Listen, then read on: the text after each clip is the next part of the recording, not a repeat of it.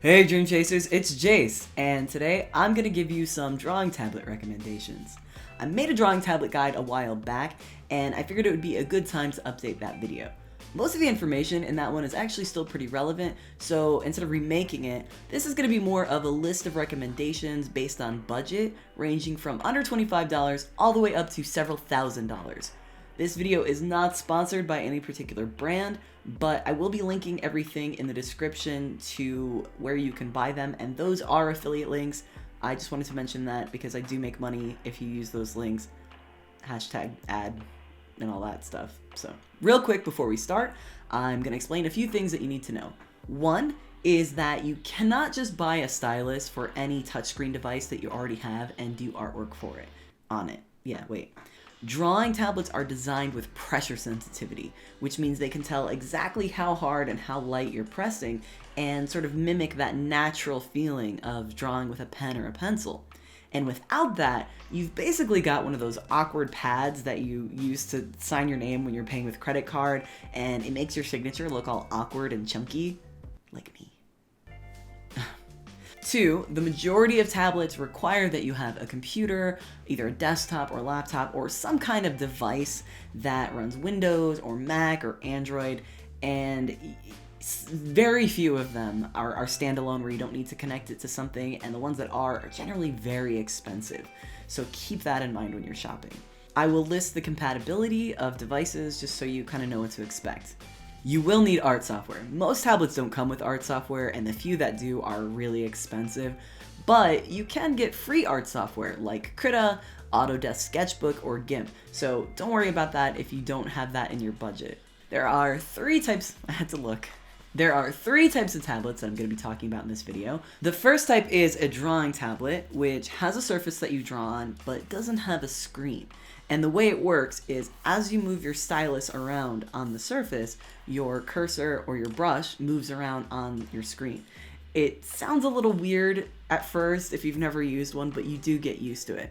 And I just want to point out too, when you are hovering, when you're hovering over it, not actually touching it, that's how you mouse. And when you're touching it, that's how you're pressing down, that's how you draw. So that's that. So the second type is a screen or monitor tablet, and these are generally more expensive than drawing tablets because you're getting a whole monitor out of the deal. And these also do require a computer, so you definitely still need to have some kind of device that it hooks up to, unless you see the specs mention something like a processor or hard drive space. Assume this is just a monitor that connects to your PC or your laptop. Which brings us to the last type of tablet I'm going to talk about, which is a computer drawing tablet. I don't have one as an example, but this is like things like the iPad, something that it's a standalone device, it runs software, it has its own operating system, and you can draw on it. So with all that stuff in mind, I'm going to show you some tablets that you can buy based on your budget. Please keep in mind that all of these prices are as of the recording of this video and sometimes can change drastically depending on stock changes and availability and what new products have come out.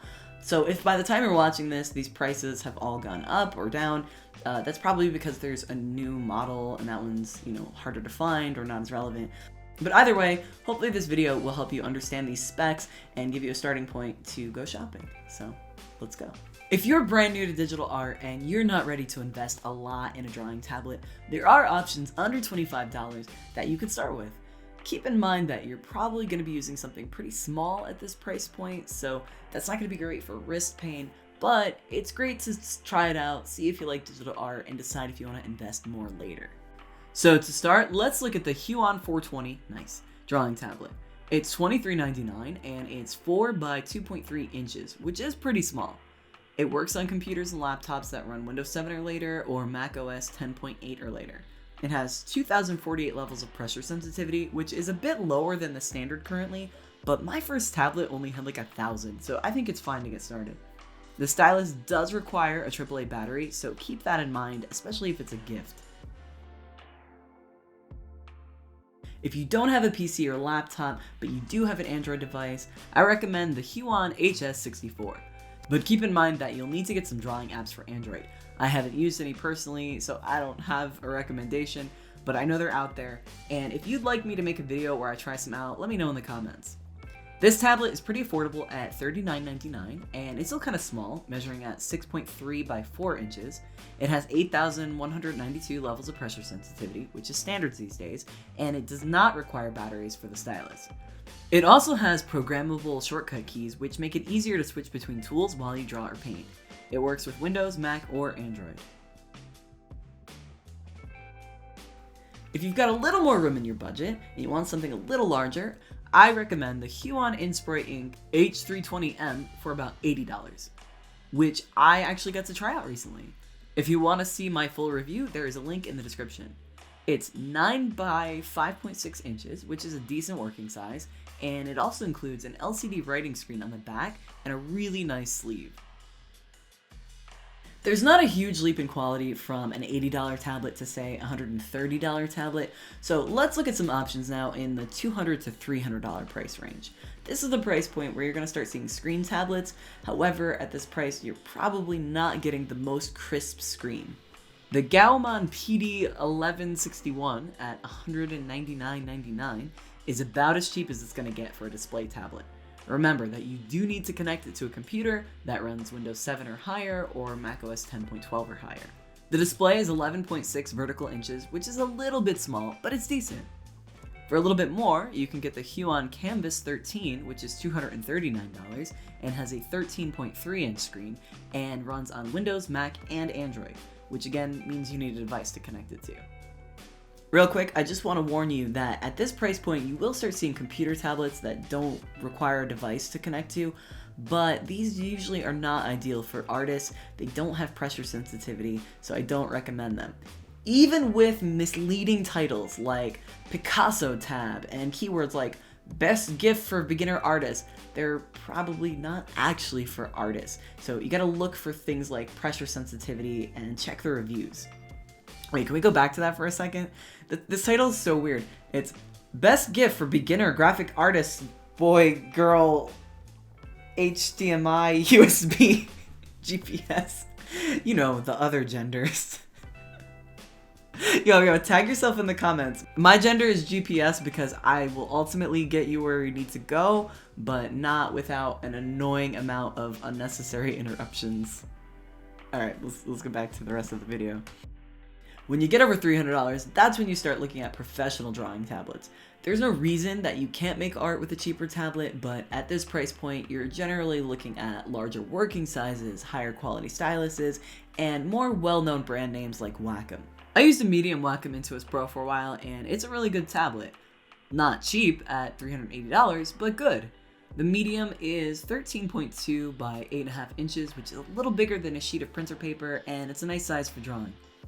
And because it's Wacom, it does come with an eraser. I know it sounds silly to jump price so much over an eraser, but I really love that about Wacom tablets. I use the eraser all the time, and I feel like it really improves my workflow. The tablet also has programmable keys and a wheel that you can set to do stuff like zoom in and out or increase your brush size, which also really helps a lot with your workflow and speed. It also has touch settings and a Bluetooth option so you can use it wirelessly. If you're looking for a standalone tablet that doesn't require a computer, you're going to be spending $400 or more. In most cases, much more. And I know that's high, but if you think about it, I mean, how much does a cell phone cost or a computer? A lot more than $400, right?